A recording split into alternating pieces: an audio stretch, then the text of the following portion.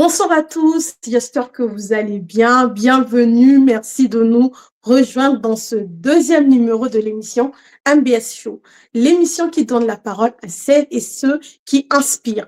Aujourd'hui, nous allons parler de l'engagement, nous allons parler de motivation, peut-être nous allons parler de parcours scolaire et académique.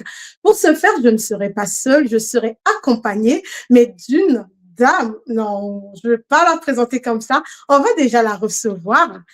Alors, on va recevoir notre invitée. Elle s'appelle, c'est Maria Okemba. Maria, est-ce que tu es prête? Oui, bonjour, Bonsoir, bonsoir. Maria. Bonsoir, Tu vas bien? Andrea. Je vais bien, merci. Et toi?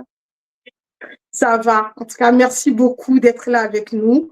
Je sais que ce n'est pas facile parce que tu as des examens, il y a des dossiers à rendre et tu as pu quand même trouver du temps pour nous rejoindre. Merci. T'en prie, tout le plaisir est pour moi. Alors, ça se passe comment à l'école? Ça se passe très bien, hein. Franchement, écoutez, on essaie vraiment de jongler entre les études, l'entrepreneuriat, le travail, mais ça va, on s'en sort. D'accord. C'est bien de savoir que tout va bien. Je vais te laisser te présenter, Maria. Ok. Donc, pour ceux qui ne me connaissent pas, je suis Maria Destinée Okemba Bondo. Je dis tous mes noms et prénoms, comme ça, il n'y a pas de confusion. Je suis actuellement apprentie en deuxième année de BTS Management commercial et opérationnel, raison pour laquelle Andrea dit que je vais bientôt passer les examens parce que c'est dans tout juste un mois et demi tout pile. Donc là, je suis vraiment dans la phase où il faut remettre les dossiers professionnels et préparer les oraux. Et pour la poursuite de mes études, du coup, je souhaite faire un bachelor responsable de développement commercial. Voilà, toujours en alternance. Bien sûr. D'accord, on aura le temps d'en parler en long et en large. Alors, Oui. Maria, comme j'ai l'habitude de faire, on va repartir un peu au lycée parce que je sais que tu as fait le lycée d'excellence de Mbunda, un lycée qui se trouve dans la troisième ville du Congo. Je ne vais pas dire C'est ça. Congo-Brazzaville. Vous n'avez pas commencé à... République du Donc, Congo, vraiment. et on intègre cela donc par voie d'un concours. On y entre en sixième, c'est cela. Hein. Donc, Maria, on va directement aller en troisième. Je sais qu'en troisième, on commence déjà à faire le choix pour la série au lycée. Et donc, au lycée d'excellence, vous êtes interné et vous sortez qu'en période des grandes vacances, on va dire ça comme ça. Et comment se fait ton orientation déjà pour le choix de la série au lycée? Bah écoutez, au tout début, disons que ce sont les profs de littérature qui m'avaient déjà ciblée comme une future littéraire. Parce que vous connaissez nos parents africains. Quand on est au collège, lycée, ils nous imposent déjà, non, toi, tu vas devenir médecin, toi, tu vas devenir, voilà, une grande ingénieure, des domaines scientifiques, en fait. Ils voulaient déjà nous orienter vers les sciences et tout. C'est bien beau de nous encourager, mais après, il faut voir les capacités aussi de la personne, genre l'aisance de la personne qui est concernée, vous voyez. Et du coup, moi, par exemple, j'ai toujours eu cette facilité-là d'apprendre les langues, vous voyez. Donc, l'espagnol, c'est une langue, par exemple, que j'ai apprise en classe, genre sans même que le prof explique, je comprenais déjà les premiers mots.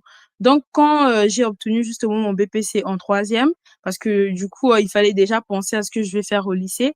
Ah, mais d'ailleurs, à Mbunda, il faut bien préciser que nous, on a fait une seconde tronc commun. Ça veut dire que D'accord. quoi?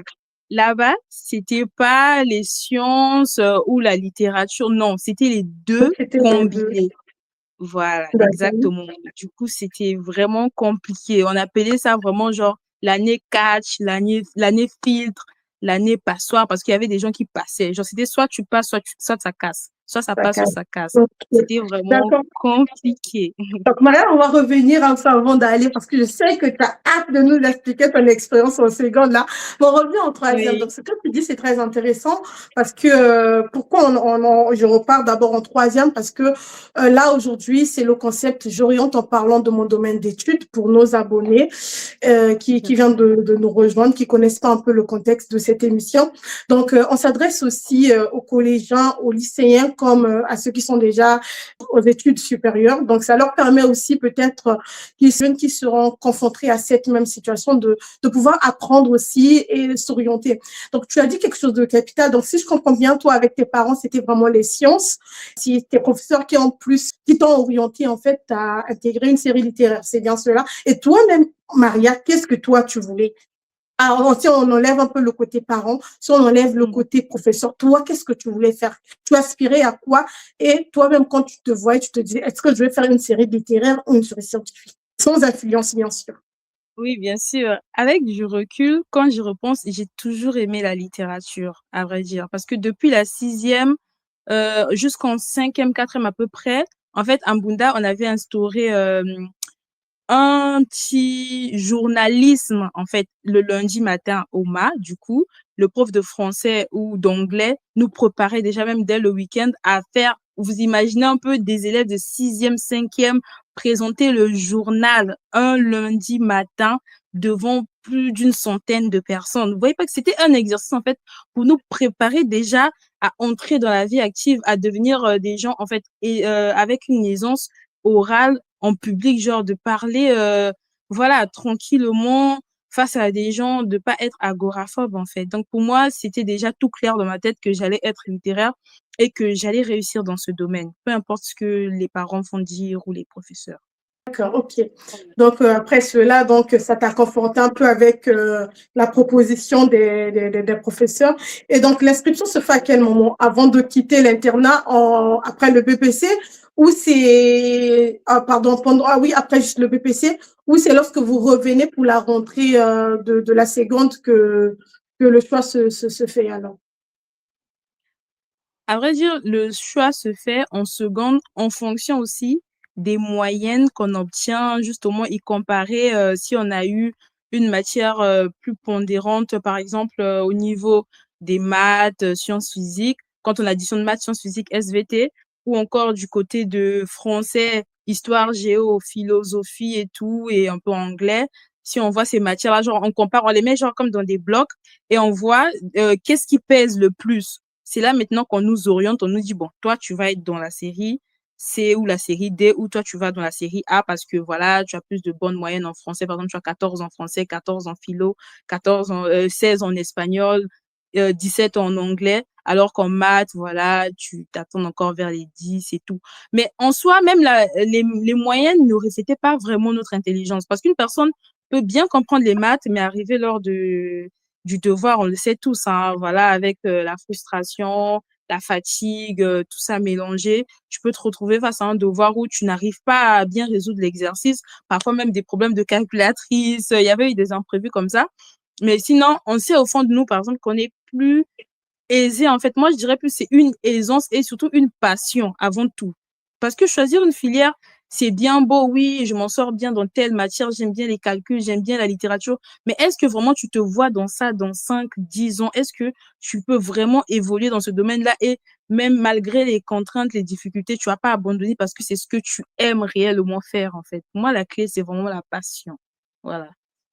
D'accord, donc pour toi, ça a été vraiment la passion. Alors, pour ceux qui ne savent pas, la seconde tronc commun, en fait, c'est juste un mélange des séries littéraires et scientifique en fait. Et c'est à partir de la première qu'on va vraiment faire le choix. Donc, il y a des lycées où ils font tronc commun. Moi-même, j'ai eu à faire cela.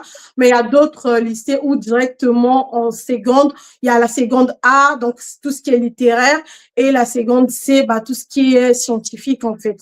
Donc, c'est un peu ça. Alors, donc, je comprends par là qu'en première, terminale, donc déjà en première, tu t'orientes en série littéraire, série A, et en terminale, tu continues. Alors, Maria, en terminale, déjà, on se projette vers les études supérieures.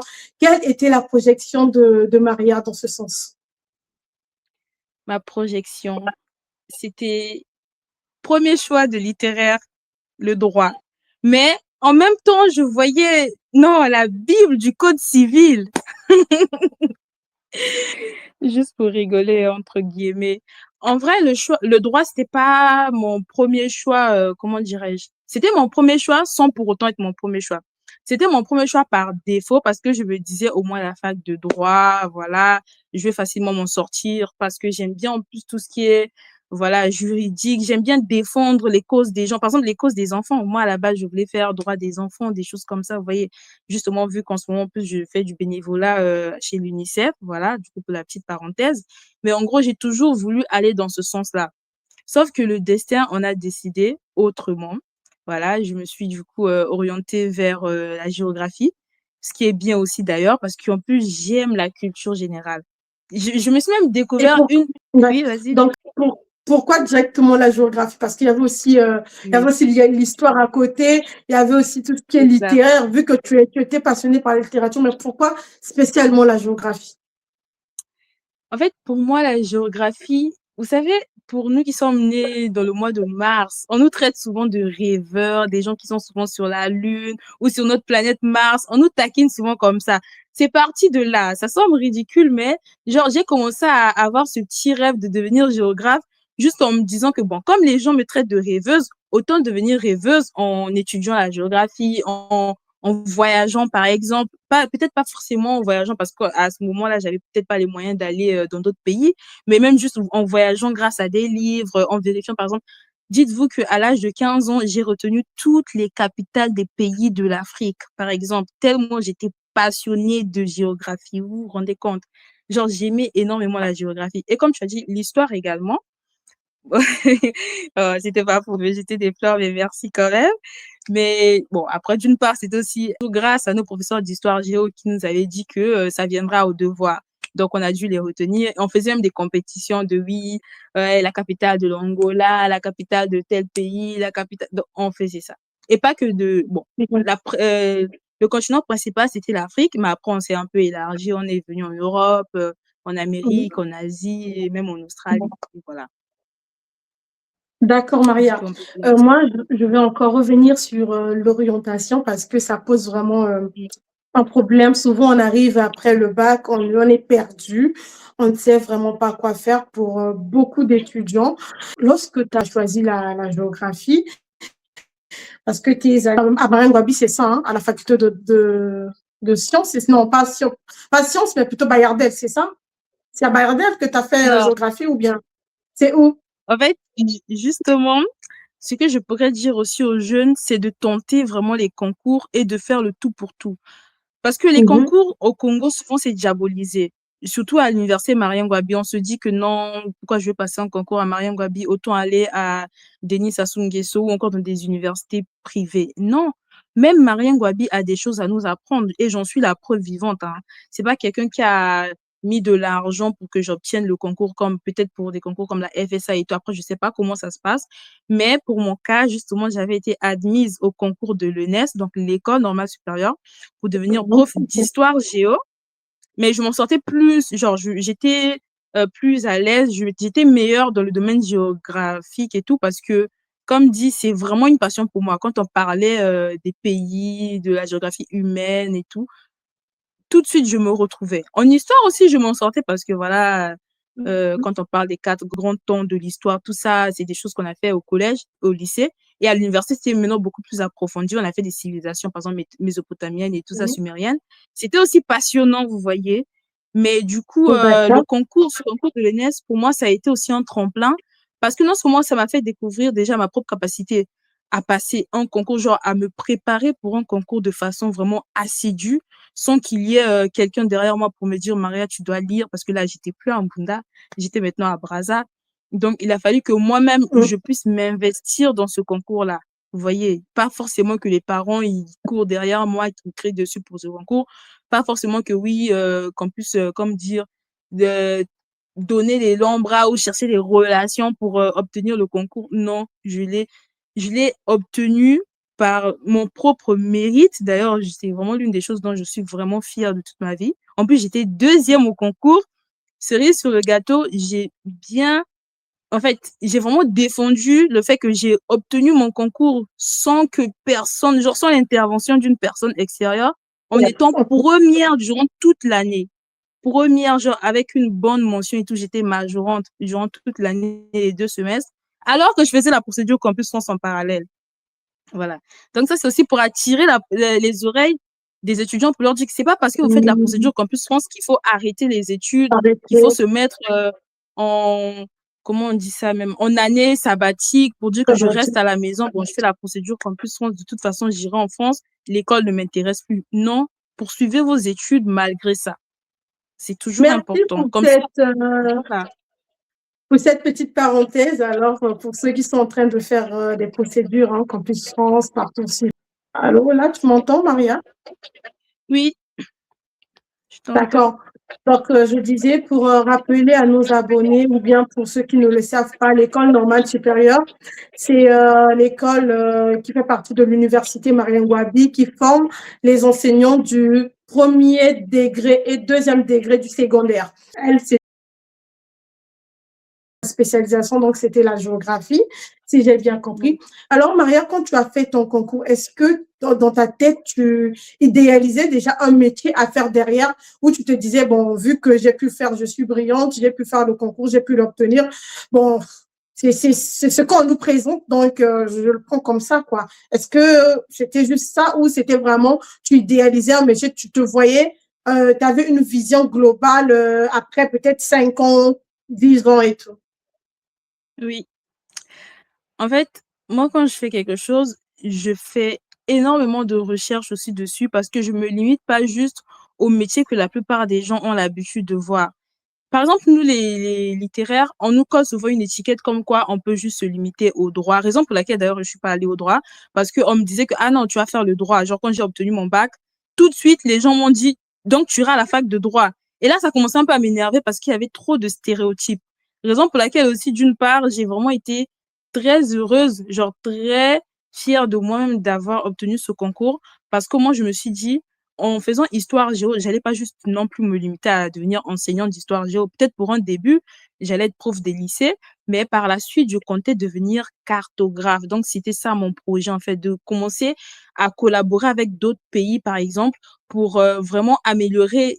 Je sais pas si Maps, bon, après, ça fait 3 ans que j'ai quitté le Congo, mais sinon, quand je vois Google Maps ici en France, comment ça nous est utile partout où on va, peu importe la ville, on s'en sert pour s'orienter sans demander de l'aide aux gens. Mais au Congo, même à Brazzaville, la capitale, on est incapable d'utiliser, bon, à moins que je dise des bêtises, Oui, peut-être ça a vous allez quand me même changé. rectifier. Ça a quand même changé. Ça, Je pense qu'il mm. y en a qui utilisent maintenant le GPS parce que dernièrement, petite parenthèse, j'ai mon petit frère qui me disait qu'il utilisait quand même un GPS. Donc, Ah, on n'a mais c'est peut-être bien, pas ouais, eu la chance de connaître à nous.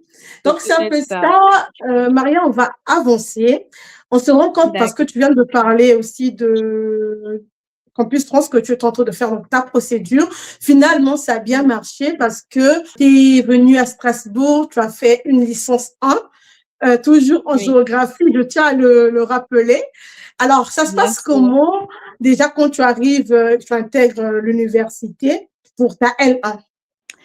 Déjà, quand j'arrive à Strasbourg, c'est une grande ville pourtant, mais je suis bien accueillie, l'ambiance est conviviale, les gens sont assez chaleureux et tout se passe bien au début. Bon, même s'il y a un peu le rythme, enfin, le changement de milieu, le temps d'adaptation, certaines difficultés dans ce sens-là, mais j'ai quand même des gens à l'écoute, des gens pour m'orienter et c'est ça qui m'a vraiment facilité en fait que je puisse m'insérer dans cette ville, des gens pour me dire où trouver un logement, où trouver un job étudiant. C'est ça qui m'a énormément aidé. Et surtout, au niveau de la fac, bon, j'étais peut-être pas entourée d'amis, des Africains ou quoi, mais au moins j'avais des profs qui étaient à l'écoute, voilà, une administration qui était vraiment attentive à nos besoins pour s'assurer, par exemple, que j'ai un ordinateur, que j'ai une connexion Internet, que j'ai de quoi prendre note, j'ai de quoi travailler, de quoi suivre les cours et faire aussi les devoirs. Donc ça, pour moi, ça a vraiment été quelque chose de capital que je dirais vraiment merci à la France pour ça. Parce que ici en France, en fait, quand tu arrives quelque part, surtout dans une école, on ne te laisse pas livrer à toi-même. Bon, à moins que tu tombes peut-être sur une école un peu façon, mais sinon, quand tu es dans une grande université, genre, j'ai eu la chance aussi justement d'intégrer l'université de Strasbourg, la faculté de géographie et aménagement que je recommande toujours. C'est pas parce que je l'ai quitté, mais franchement, pour moi, c'est l'une des meilleures facs de géo de la France pour la simple et bonne raison qu'ils ont vraiment tout mis à ma disposition pour que je réussisse. Et mon semestre 1, je l'ai passé avec brio. Je l'ai obtenu sans souci, mon semestre 1. Voilà. Alors, tu as obtenu ton semestre 1 sans souci. Mais on sait Oui, que j'ai l'année validé. académique a 2 semestres. Il n'y a pas qu'un seul Ah, semestre. Et voilà. à un moment, tu as dit que même si tu as quitté, bon, tu recommences. Là, moi, je garde juste la partie, même si j'ai quitté. Alors, pourquoi Oui. notre futur, entre guillemets, cartographe a quitté la géographie pour s'orienter à une prépa opérationnelle à l'apprentissage et intégrer par la suite le BTS MCO. Qu'est-ce qui s'est passé au cours de cette année et quel a été le déclic pour dire finalement, je pense que c'est pas là en fait. Oui. Effectivement, vous savez, dans la vie, il y a les rêves, puis la réalité qui vient s'imposer à nous, malheureusement. J'ai été comme frappée, j'ai reçu une gifle de la nature qui m'a dit, mais Maria, tiens, ces études-là sont bien, mais elles ne sont peut-être plus vraiment adaptées à ton profil.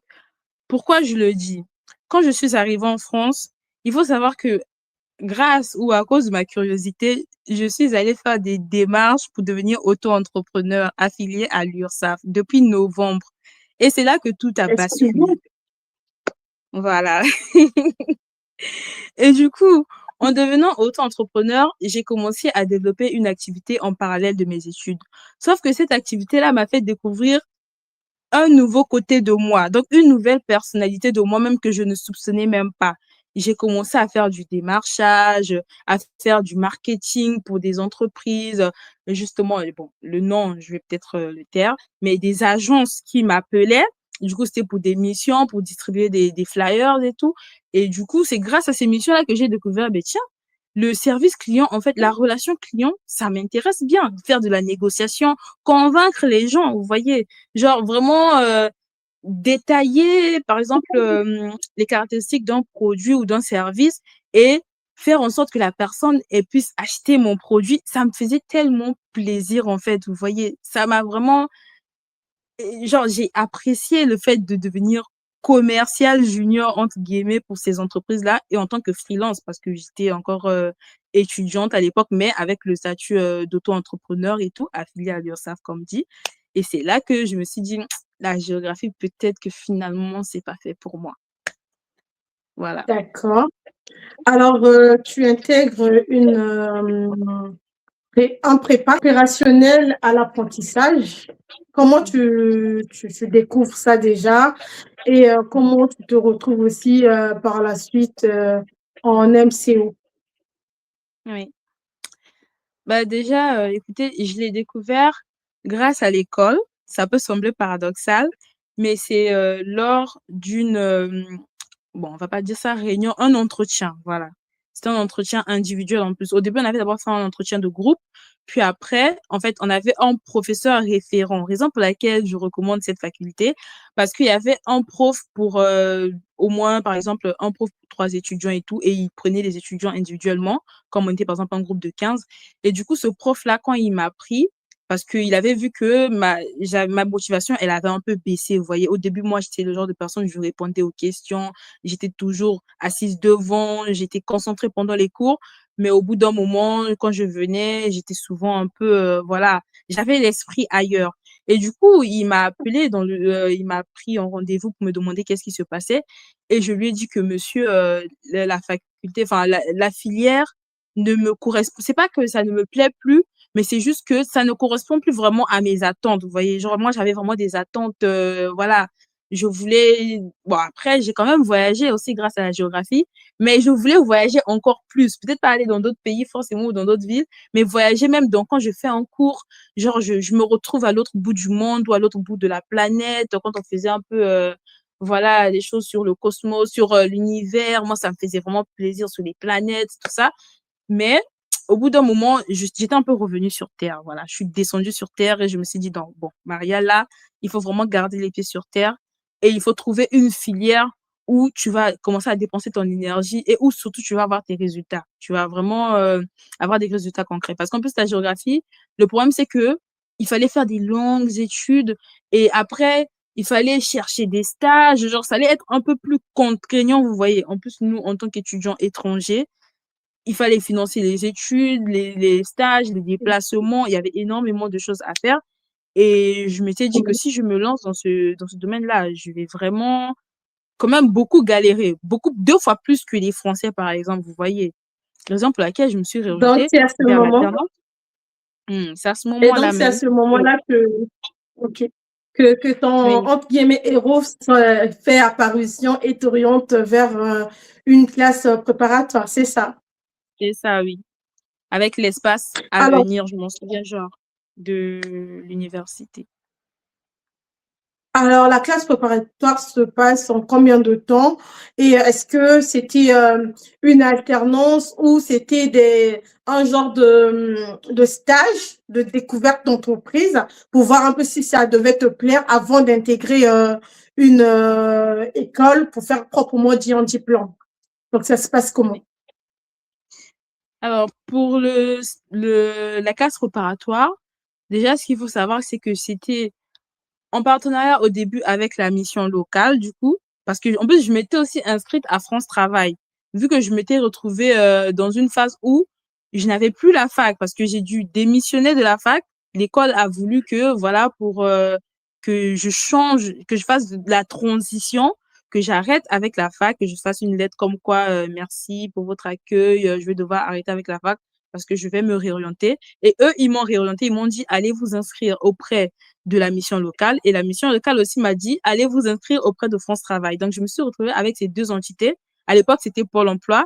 Donc, Pôle emploi et la mission locale qui m'ont aidé, du coup, les deux ensemble. Pôle emploi m'a trouvé l'entreprise. Donc, c'était un carrefour et tout où je devais faire mon stage, comme tu l'as si bien dit. Mon stage, je l'ai découvert. Et j'avais fait ça pendant 2 semaines. Mais avec la mission locale, du coup, c'était genre, c'était une école. En fait, c'est l'école qui me donnait des cours théoriques et tout, des cours de comment chercher une alternance, comment postuler, comment faire une relance, comment passer un entretien, c'est des mises en situation.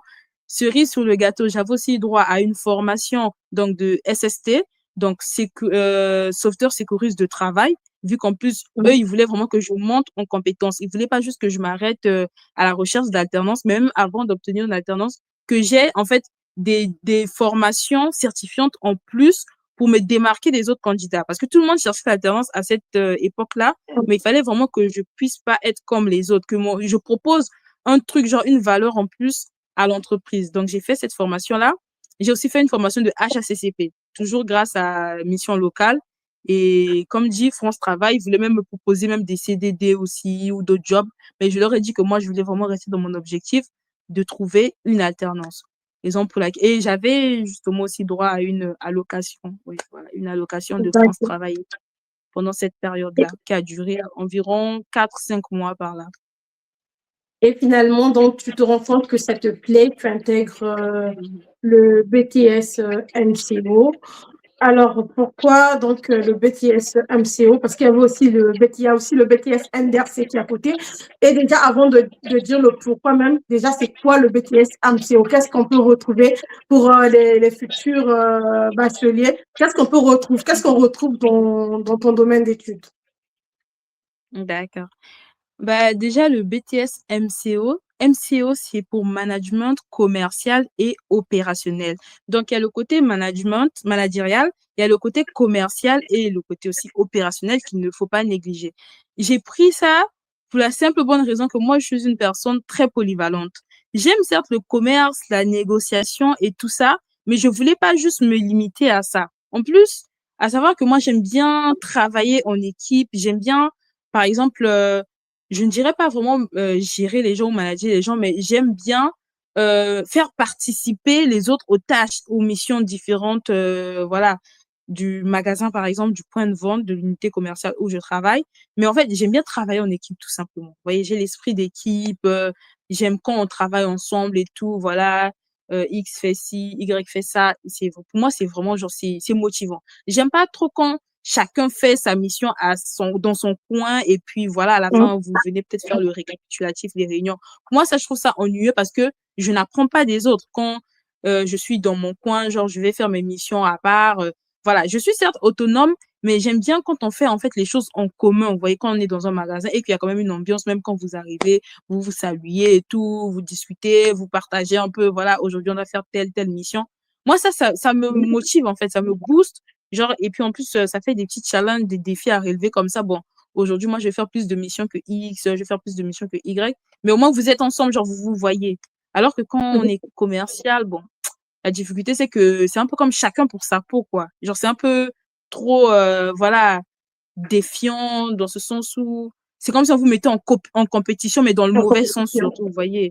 Ouais, voilà. Moi, D'accord, je la pense. compétition, là, c'est pas très beau à voir. Ça peut créer de la haine, en fait. Je vois, Maria, on est en train d'avancer parce que Mm.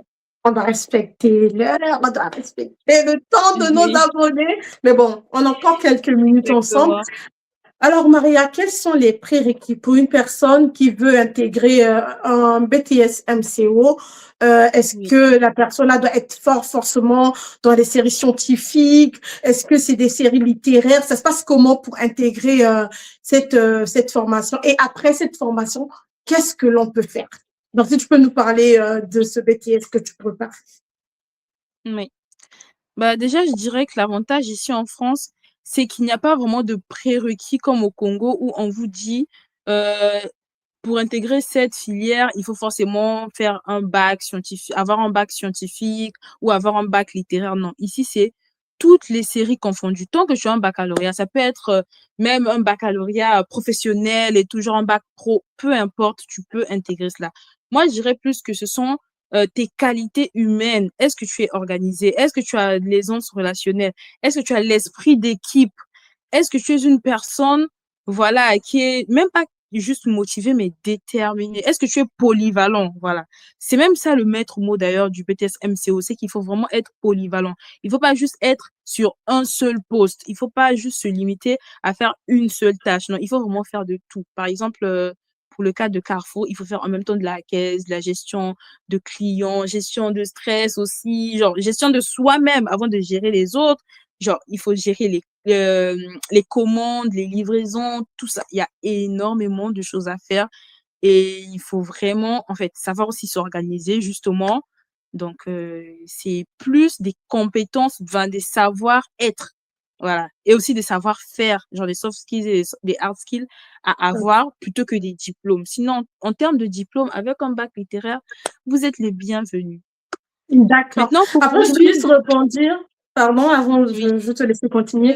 Juste pour rebondir ce que tu venais de dire tout à l'heure concernant des prérequis, je serais pas totalement d'accord avec toi dans la mesure où, juste peut-être une petite précision, dans certains domaines, par exemple MCO, même ressources humaines ou d'autres domaines qui sont assez ouverts, on a plus besoin des compétences, comme tu venais de dire, soft skills, hard skills et tout, des savoirs, et aussi une capacité d'adaptation. Mais je vais quand même rebondir du fait qu'il y a certains domaines, par exemple, qui sont très techniques et très, très scientifiques, qu'il faut au minimum aussi soit un baccalauréat professionnel ou un baccalauréat scientifique pour pouvoir intégrer ce genre de domaine ou bien des écoles d'ingé. Réellement, il y a vraiment une certaine il y a une certaine préqualification qui se fait. Donc, c'est juste cette petite nuance-là. Mais sinon, tu as raison sur d'autres types de diplômes. On peut vraiment chercher à connaître plus l'humain et sa capacité d'adaptation. Alors, Maria, je te laisse continuer en termes de futurs jobs. En fait, qu'est-ce qu'on peut faire derrière après d'avoir fait un BTS, qui est d'ailleurs un BTS d'État, c'est ça, un examen d'État, d'un diplôme de l'enseignement, du ministère de l'enseignement, de voilà. l'éducation Donc, nationale, oui. alors, qu'est-ce qu'on peut faire après ce BTS? Après ce BTS, ce que je recommande vraiment aux gens, c'est de poursuivre des études. Et pour ça, vous avez un large éventail de choix. Vous pouvez poursuivre vos études, par exemple, pour ceux qui aiment bien avoir des diplômes, du coup, d'État, comme tu l'as si bien dit, des diplômes universitaires, vous pouvez poursuivre. Donc, en licence classique, ça peut être en licence administration économique et sociale. Donc, ça, c'est à la fac de droit, justement. Là, on revient au droit pour, surtout nous, les littéraires, précisément. Je suis d'accord avec toi parce que, comme dit, en tant que littéraire, par exemple, on a plus de facilité d'adaptation sous des filières comme le droit, comparé, par exemple, aux scientifiques, peut-être, ou en droit, ils vont peut-être pas trop bien s'adapter. Tout comme nous, si on part dans un domaine de médecine ou autre, vu que par exemple, pour mon cas, en terminale, je n'ai pas fait de SVT, je vais pas m'en sortir à l'INSA, vous voyez. Mais sinon, pour la fac de droit, par exemple, je vous recommande, du coup, une licence 3, genre troisième année directement, administration économique et sociale, ou encore des licences professionnelles, et ça, il y en a tellement. Pareil pour les bachelors, par exemple, avec responsable de développement commercial, qui est d'ailleurs vraiment la filière la plus prisée, genre par les BTS, MCO et NDRC, vu que ces deux-là se rencontrent souvent, c'est vraiment des filières qui sont similaires. La différence, c'est que nous, on est polyvalent et on est orienté management aussi, alors que eux, c'est vraiment genre du commercial, de la négociation, de la vente et tout, vous voyez. Mais tous les deux, on peut aller ensemble vers le bachelor RDC, on appelle ça. Ou encore dans d'autres écoles, on appelle ça aussi REDA, donc responsable de développement des affaires. Et ça, souvent, vous faites du B2B, c'est-à-dire que vous vendez des prestations ou encore des produits à des gens qui sont, en fait, c'est pas vraiment des gens, mais ça peut être des entreprises ou encore des gérants, des commerçants, des artisans. En gros, c'est vraiment genre de B2B, ça veut dire entreprise vers entreprise, alors que B2C, par exemple, c'est entreprise vers client, vous voyez. Donc, c'est vraiment ça. Votre portefeuille client sera vraiment composé des gens, des, des gens qui ont l'argent, quoi, tout simplement. Voilà. Et puis, comme poursuite d'études, il y avait aussi le fait de faire une classe préparatoire. Cette fois-ci, maintenant, c'est pour les grandes écoles. Genre, c'est les CPGE, classe préparatoire des grandes écoles. Ça, c'est du coup pour intégrer des grandes écoles de commerce comme des EM, que ce soit EM Lyon, Grenoble, EM Strasbourg, ou encore EM Brest Business School, ou même des Maria, très, très, très Maria, tu grandes écoles dans m'entends? le classement à Paris. Oui, dis-moi. Allô, Tu Maria, m'entends? tu m'entends? Il y a eu un moment. Oui. Oui, Ah, parce que d'accord, ça il a y a eu un figé un peu petit... chez toi, voilà pourquoi. Oui, ah oui. Voilà, là, c'est Ah, bon. d'accord. Là, c'est retrouvé, donc c'est bon.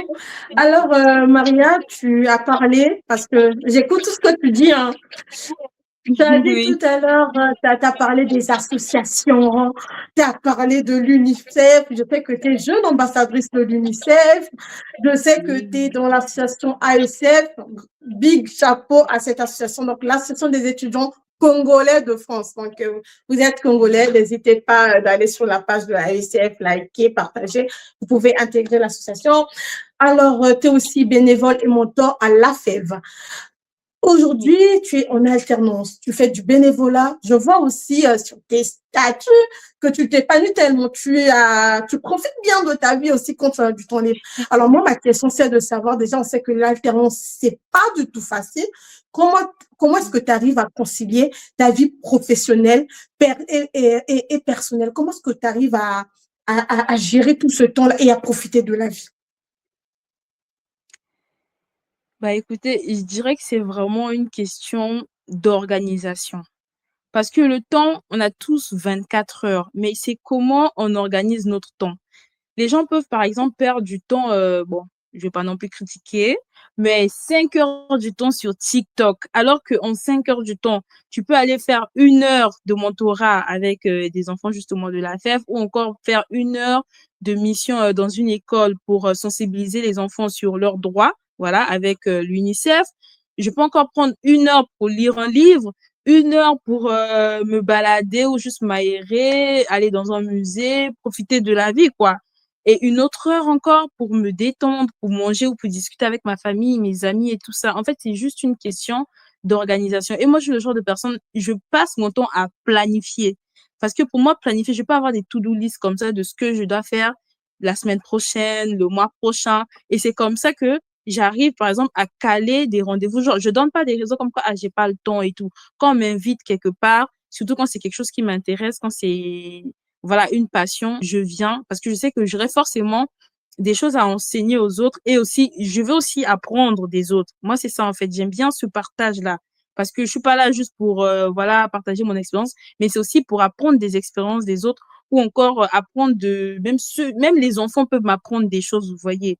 La raison pour laquelle j'aime bien cette interaction parce que je suis très curieuse.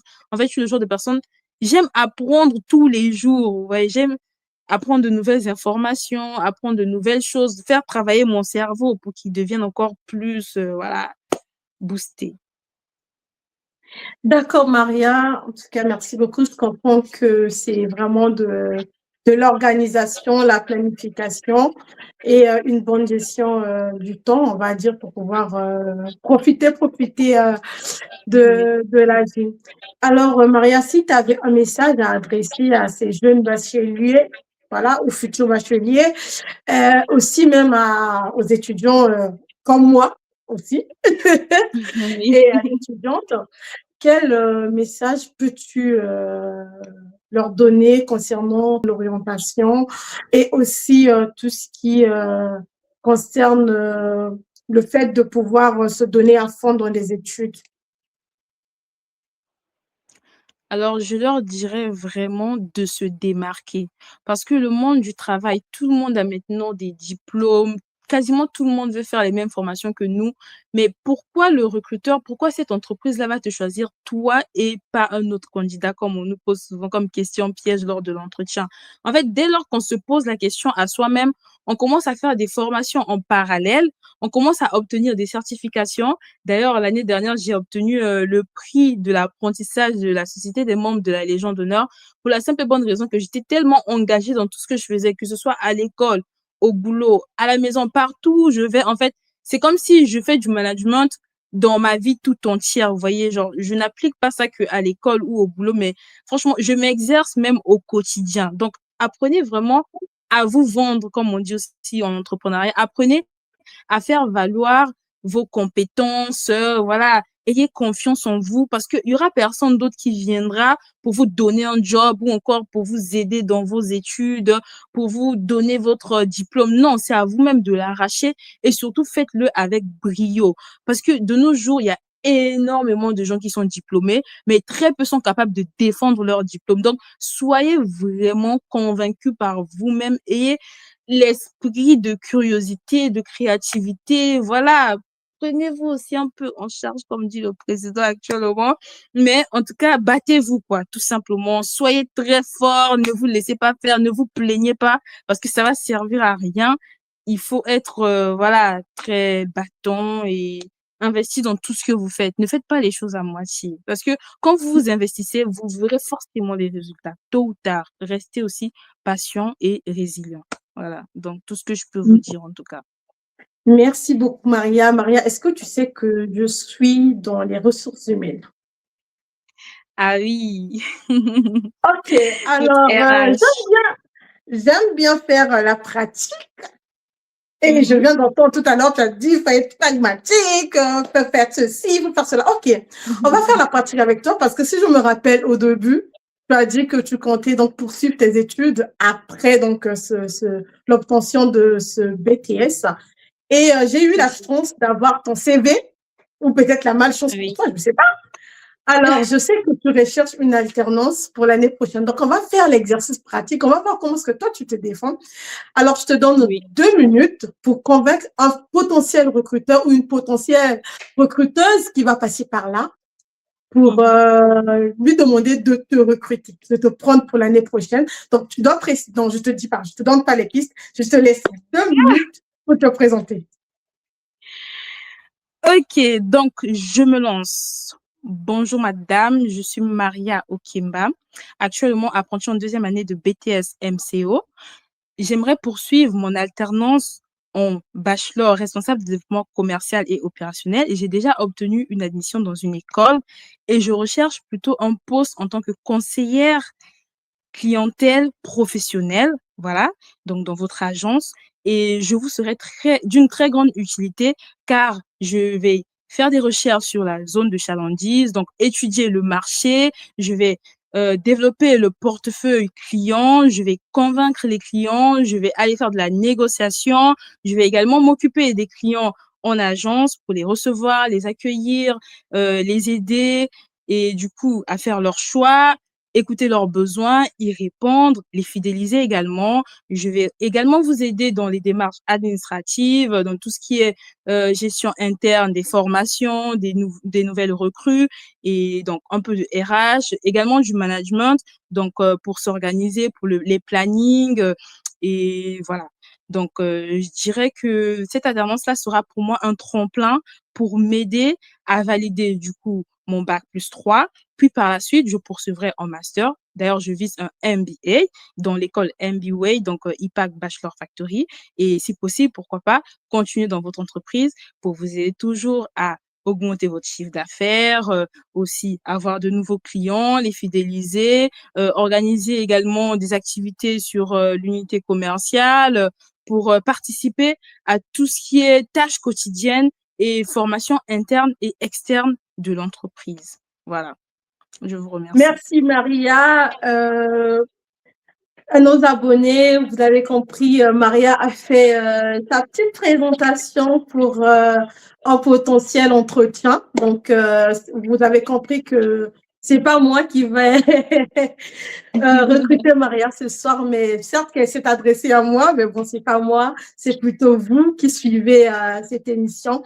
Donc, si vous connaissez une personne qui recherche pour son entreprise, si vous-même vous recrutez, je vous recommande fortement Maria. Vous l'avez compris, elle a du potentiel. Ce que nous avons découvert ce soir avec elle, c'est juste une petite partie de tout ce qu'elle a à nous dire, mais vu que on est derrière le temps, donc n'oubliez pas, dans les commentaires, on va vous mettre le lien LinkedIn de Maria.